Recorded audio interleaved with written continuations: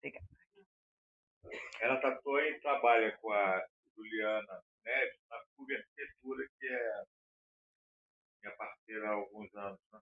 Você falou que isso foi em 2017, é isso? Não, depois eu refiz a conta. Foi É, na época da festa. quem era a First Class aqui mesmo? Na época da First Class. Bem-vinda, Renata. Obrigada, boa noite, pessoal. Obrigada por estarem aqui cheios de energia essa hora de uma terça-feira à noite. E eu vou falar sobre a Gens Alpha e o que para essas gerações faz a loja virar assunto. Eu sou a Renata Tonho, sou arquiteta e urbanista, tenho uma pós-graduação em arquitetura comercial, um MBA em varejo. Há mais de 6 anos faço parte da equipe da CUB Arquitetura e também sou professora assistente nas disciplinas de Visual Merchandising e Retail Design do IED Rio. Nada mal para uma guriazinha lá do interior do Rio Grande do Sul, né? E aqui tem um pequeno recorte, né, de algumas marcas que nós atendemos na CUB, marcas que a gente se orgulha de escrever o capítulo de arquitetura dos brand books. E com essas marcas a gente aprende muita coisa, mas a pergunta é, o que uma arquiteta está fazendo aqui hoje, falando sobre gerações? E o motivo para isso é porque nesses anos de dedicação ao varejo, de estudo, de arquitetura comercial, eu aprendi que projeto de loja não começa com planta baixa, mas começa com comportamento de consumo. Então a gente precisa estar ligado no que as gerações procuram, no que para elas é relevante, é importante. E aí, para todo mundo ficar na mesma página, né? Um breve glossário geracional, os baby boomers, como já tivemos a aula do Luiz mais cedo, né? São aqueles nascidos entre 1946 e 64. Depois deles, né, veio a geração X, que compreende grande parte das lideranças de varejo. Eu faço parte dos millennials, né? Nós nascemos entre 81 e 96, ou seja, de 29 a 44 anos. E aí sim vem aqueles que são o objeto, né, da minha conversa de hoje, que são a geração Z, nascidos entre 97 e 2012, ou seja, eles têm de 13 a 28 anos. É um range grande. Obviamente, quem tem hoje 13 anos não está no mesmo momento de vida de quem já tem 28. E depois deles está vindo aí a geração Alpha, que são os nascidos a partir de 2013. Então a gente vai falar aqui basicamente de hábitos de consumo de quem está nascendo e tem até 28 anos. Bastante coisa, né? Mas aí a primeira pergunta é, quem é essa Gens Alpha? Alpha é a forma como a gente compreende, né, essas duas gerações em conjunto. E muitos de vocês, né, já ouviram falar que a geração Z é aqueles que não sabem trabalhar, que não querem nada com nada, que não tem paciência para nada, que só tem direitos. Mas, na verdade, a gente acredita que isso é um preconceito. E que, enquanto eu estava criando, né, o material para essa palestra, estudando, eu achei num livro de romance, que não tinha nada a ver com o assunto, essa frase que eu acho que cabe bem para cá também. E ela fala, né, o escritor japonês, que é o Haruki Murakami, não sei se vocês gostam, mas ele defende a seguinte teoria. Ele estava falando de escritores, mas se aplica também de forma geral, né? Uma geração não é superior à outra. Apesar dos estereótipos serem comuns, ele está certo de que são vazios e sem sentido, de que não há uma geração melhor ou pior. Cada uma tem pontos fortes e fracos, e só isso. Portanto, para criar algo, cada geração precisa aproveitar os seus pontos fortes. E é um pouquinho sobre isso que a gente vai falar aqui. E a geração Z, a geração Alpha, eles são os primeiros verdadeiros nativos digitais. Nós temos muita familiaridade com tudo que é digital, mas nós não nascemos digitais como essas gerações. Hoje eles representam cerca de 26% da população global, ou seja, eles serão até 2030 quase um terço da população. Eles têm pressa para crescer, apesar de ainda não terem autonomia, mas tem um poder de compra previsto de 5,5 trilhões de dólares até 2029, que é depois de amanhã. Eles buscam expressão pessoal, autenticidade e propósito, mais do que as outras gerações. E são fiéis às marcas somente quando há identificação e relevância contínua. Ou seja, as marcas precisam ser fiéis a eles e não o contrário. Então fica claro que o modelo tradicional não fala mais com essa geração e ela já está no mercado. E aí, né, a gente traz um pouco de dados antropológicos, de pesquisas de consumo, e para nós arquitetos vem essa facada, né, de que as novas gerações sentem tédio na loja física. Cerca de 45% da geração Z afirma que acha um tédio ir para a loja física e prefere comprar pelo celular. E esse dado ele já é muito superior à das outras gerações, que é crescente. Então a gente pensa, né? Será que eu vou ter que mudar de emprego ou procurar outra coisa, porque loja física já foi, loja física é um saco? E por que eles veem, né, que a loja física e o online, a loja online se prevalece em relação à loja física? Porque no e-commerce eles veem a oportunidade de trocar informações, de aprender sobre produtos, de buscar ofertas, enquanto eles veem as lojas físicas, e mais uma facada vem aí, como espaços autocentrados, que não estão centrados no cliente, no que ele precisa, no que ele deseja, no que ele aspira. E também que as lojas não têm diferenciais claros. E se vocês prestarem atenção a próxima vez que forem no shopping, realmente vão ver que vão ter muitas lojas iguais. Mas é possível atraí-los, sim, para a loja física.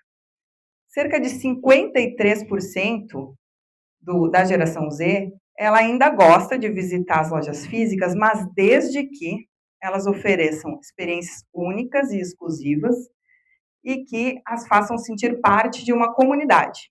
Vocês querem ver como? Essa aqui é uma loja que a gente projetou há alguns anos, aqui em Botafogo. É uma loja de bicicletas. É uma loja bonita, tem uma luz legal, né? Tem uma identificação bacana das categorias, os produtos estão bem expostos. Ela valoriza também a área de oficina, ou seja, né, ela reforça uma expertise, ela oferece, né, os produtos de forma clara. Olha que legal a oficina, tudo organizadinho, bonitinho, né? Mas essa loja é muito mais do que isso, porque ela se tornou um ponto de encontro para a comunidade de ciclistas. Então, eles promovem cafés da manhã, eles promovem lançamentos de produtos, eles ensinam tecnologias, soluções para as bicicletas. E aí, o mais legal é que uma loja pensada para essa comunidade, ela faz com que as mesas expositoras se tornem a mesa do café da manhã. Ela permite que os tablados onde estavam as bicicletas se tornem pódios para premiar aqueles que desempenham melhor, treinam melhor. E é um ponto de encontro para essa galera que curte bicicleta. Mas tem outros jeitos também, para quem não curte bicicleta, né? E para essa geração ser atraída para as lojas físicas. 60%, segundo essa pesquisa da Consumoteca, que é um grupo de antropologia de consumo bem legal, porque eles fazem as pesquisas com o consumidor brasileiro, e essa é a maior diferença desse grupo. Eles dizem que 60% da geração Z e geração Alfa, eles querem consumir algo que traga conteúdo para contar e que enriqueça a sua própria narrativa. E essa aqui é uma loja da Coach. A Ana gosta muito da Coach. Mas essa é uma loja de uma marca de luxo, né? Que tem belos acabamentos, o produto exposto de uma forma muito elegante, minimalista, sem massificação, por se tratar de um produto, né, que passa essa ideia de exclusividade. A gente vê uma atmosfera relativamente austera, elegante, rigorosa. E esse é o novo modelo de lojas da Coach. Parece outra marca, né?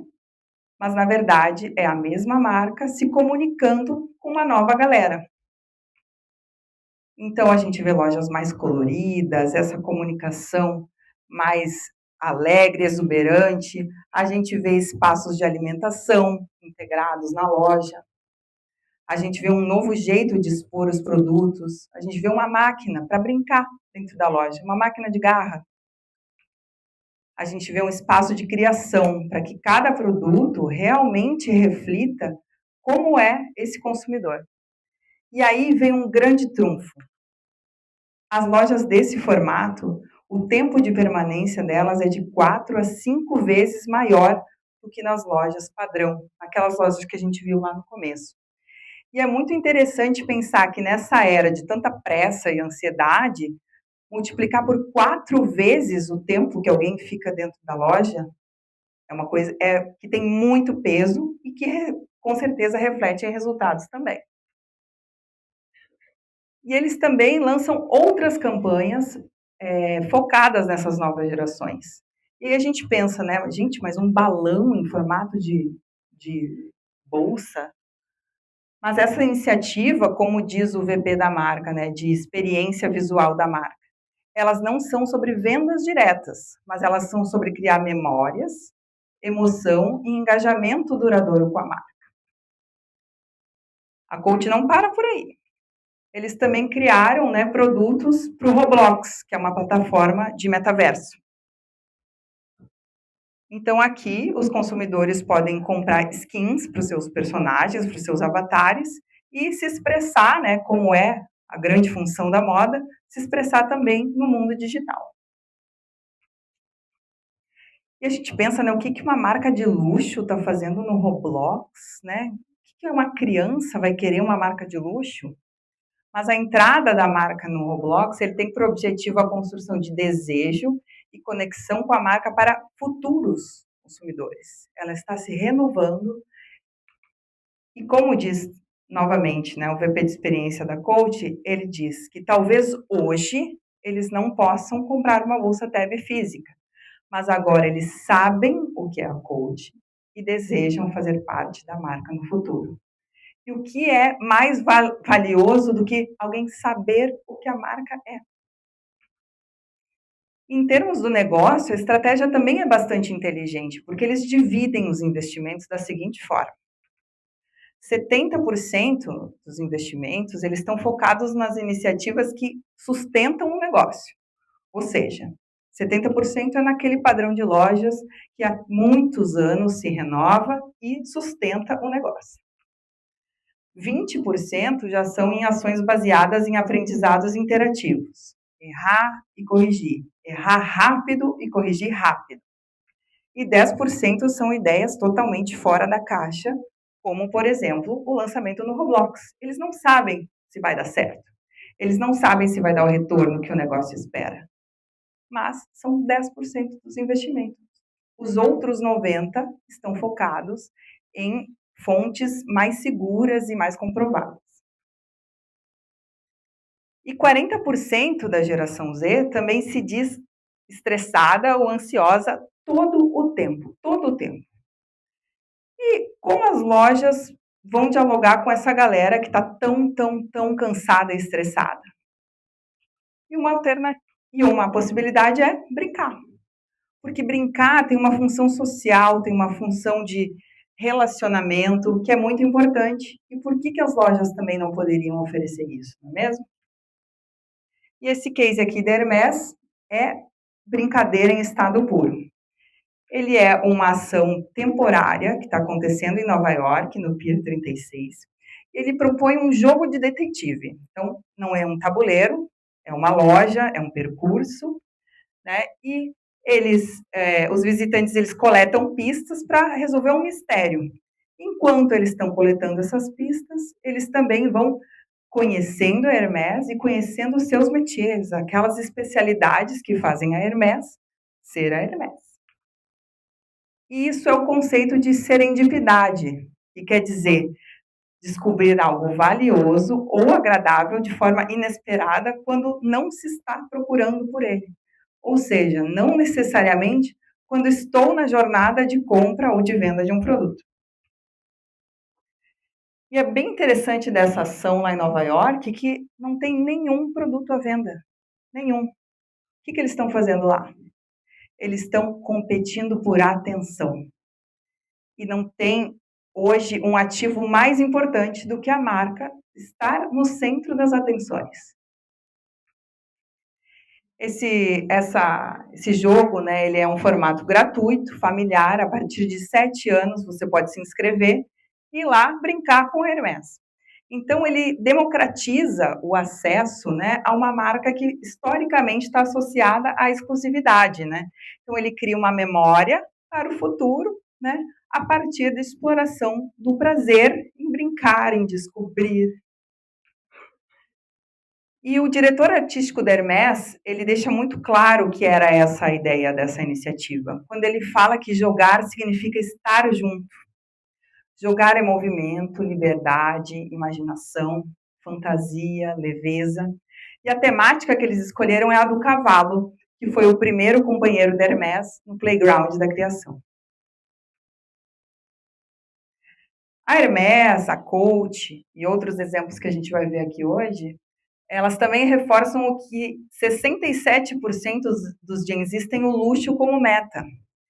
Mas não como um luxo ostensivo, mas porque eles entendem que o luxo é uma ferramenta de construção de identidade e de autoridade estética.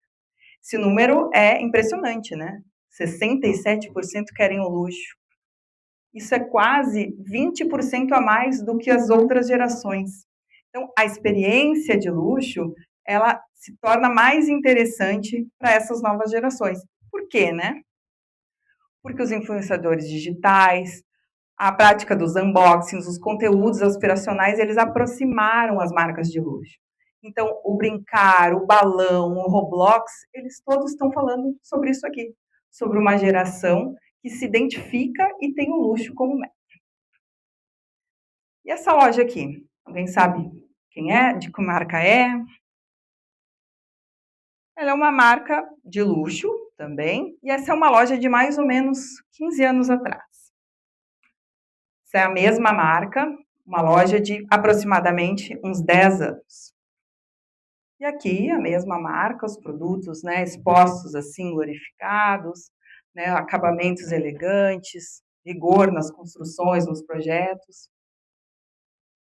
Uma loja de 5 anos, mais ou menos. E aqui é uma brincadeirinha, né? Isso é antes da era do compartilhamento. É a Louis Vuitton. E a Vuitton, lá em 2012, eles foram começando com pequenos passos a rejuvenescer a sua marca e a tornar a marca um assunto para conversas. Então, lá em 2012, eles criaram, né? Eles trataram essa fachada do prédio na Quinta Avenida com a primeira collab com a artista japonesa Yayoi Kusama. Em 2023, eles reeditaram essa parceria, né, e, de novo, né, trataram toda essa fachada e outros prédios pelo mundo, né, da Louis Vuitton, com robôs hiperrealistas, com infláveis gigantescos, né? Então, isso foi bastante compartilhado na época. E esse prédio eles resolveram reformar, né? Eles vão reformar e em 2025 eles vieram com esse simplesinho tapume de obra. Um tapume de obra lá Louis Vuitton, né? Enquanto a loja está fechada, eles criaram essa loja temporária, extravagante, que instiga a curiosidade, mas o que tem a ver a Louis Vuitton com essa girafa, né? Enfim, e na verdade eles estão contando uma história, a história da origem deles nas exposições universais, onde eles começaram a vender suas malas e também eram expostos esses animais exóticos que retratavam aí coisas incríveis, né? E aí eles foram, né, a gente está vendo esse passo a passo no rejuvenescimento, nessa criação de assunto que a Louis Vuitton veio trilhando, e aí eles chegaram com isso aqui, há uns 2 meses, mais ou menos, 1 mês e pouquinho.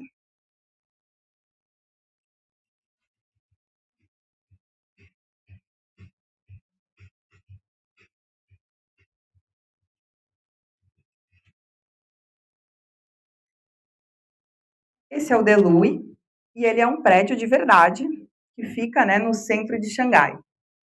Ele literalmente interrompeu a paisagem, né, com esse grande navio E é porque um navio, né? Porque Xangai é uma cidade portuária da China. Então, eles querem valorizar essa história da cidade, por isso eles, né, criam esse gigantesco edifício em forma de navio. Essa é a entrada da experiência, né? E o Delui é mais do que um prédio, mais do que uma estrutura, né? Ele é uma mensagem. O momento atual, né, o luxo na China, ele tá com o freio puxado, mas eles apostam nesse mercado, né? E eles têm um compromisso, e com o Delui eles afirmam esse compromisso com o Xangai e com o público chinês que consome o luxo. O Delui, ele é uma experiência em camadas, né? Então ele tem vários tratamentos diferentes no edifício. Ele tem uma exposição que se chama Visionary Journeys, onde a gente vê, né, desde as exposições universais, como o produto foi evoluindo e como as collabs foram feitas.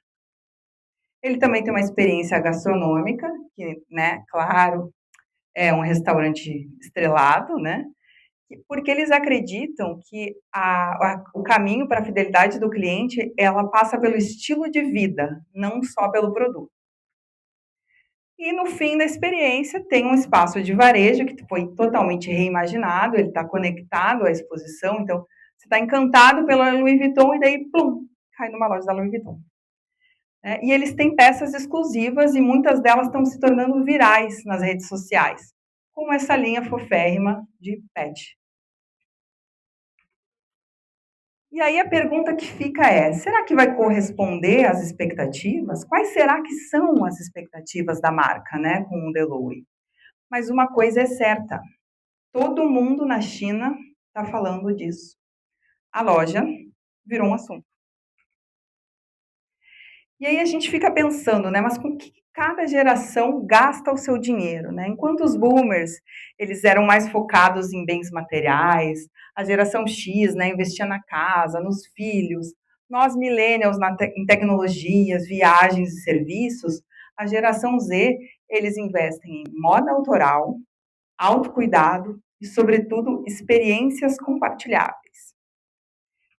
E quando a gente fala de experiência compartilhável, é inevitável falar do TikTok, né? Porque o TikTok, ele é uma rede social. Será? Ou ele é uma plataforma de entretenimento? Ou ele é um gerador de conversas e de desejos? Eu vou mostrar para vocês esse vídeo da Alicinha, hoje com áudio, que no Rio e no Fashion Week não deu. Esse vídeo é fofo, é engraçado, é um pouco perturbador também, mas a gente vai ver essa menina de 11 anos, uma brasileira, né, sobre o que ela está consumindo no TikTok. Oi, gente, tudo bem? Arrume-se comigo com os produtos de propaganda que eu tenho que eu gostaria de ter na vida real. Começando com esse ácido salicílico. Usar esse fone. Disseram, eu vou usar esse aqui da Julie Calvert. Corretivo da NARS. Usar esse blush aqui, gente, é muito bom. Eu não tenho ideia, muito bom. Minha máscara de cílios. Agora eu vou vir com esse gloss herbal. Tá só na metade, gente. Já assim, vocês não têm ideia. Olha o que eu não tô. E aí, gente? Eu vou botar um pouquinho desse blush também. Deixa um sabe? Olha isso. Assim, continuando. Eu queria deixar mais cozinha, mas tá bem natural. Vou usar o meu blush da Hair Beauty. Agora que pronto. Olha isso. Nossa, essa foi a make. E agora eu vou me arrumar pra ir pra escola. De verdade, sem produto ou produto de verdade. Só que eu não vou gravar pra vocês hoje porque eu gravei hoje. E hoje foi produto de papelão. E é isso. Beijos. Então, quantas marcas ela falou aqui? 10, 12? A gente até perdeu a conta. Ela sabe o passo a passo, cada produto, o que vem antes, o que vem depois. Ela sabe a sequência, ela se corrige o nome de um produto que ela se confunde. E onde que ela aprendeu tudo isso? no TikTok. Ela pode comprar esses produtos? Claramente não, né? Parece que depois ela andou ganhando uns recebidinhos. Mas ela não pode comprar esses produtos. Mas o desejo está mais do que criado. E quando ela puder, ela vai consumi-los. E aí, de novo, né? O que a arquiteta que está falando de TikTok? Porque a influência, ela é um fenômeno cultural. É um fenômeno natural da gente. Às vezes a gente pensa, influência digital. Mas a gente faz parte da nossa condição humana estar aqui influenciando. Eu estou influenciando, o Luiz está influenciando, o pessoal que esteve aqui hoje, né? Está todo mundo influenciando uns aos outros.